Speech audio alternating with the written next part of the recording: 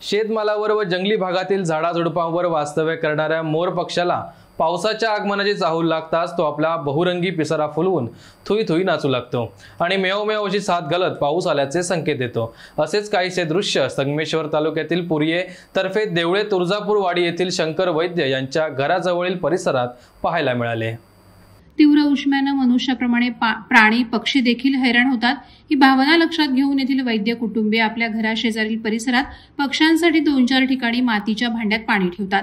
हे थंड पाणी पिण्यासाठी आजूबाजूच्या परिसरातील मोर, रान कोंबडी आणि विविध पक्षी येथे येतात आणि आपली तहान भागवतात। मनुष्याप्रमाणे पशुपक्षी देखील पावसाची आतुरतेने वाट पाहत असतात। अशा वेळेला पावसाचं आगमन झाल्यास अनपेक्षित होणारा आनंद व्यक्त करण्याची प्रत्येकाची वेगळी तऱ्हा असते। पावसाच्या सरी बरसणार आहे त्याचे संकेत मिळताच मोराला जेव्हा अत्यानंद होतो तेव्हा तो त्याचा बहुरंगी पिसारा फुलवून नाचू लागतो। असंच दुर्मिळ दृश्य गुरुवारी सकाळी पुरियेतर्फे देवळे येथील शंकर वैद्य यांच्या घराशेजारील परिसरात पाहायला मिळालं। वैद्य यांनी ते आपल्या मोबाईलमध्ये कैद केलंय। प्रहार डिजिटलसाठी निलेश जाधव, देवरुख।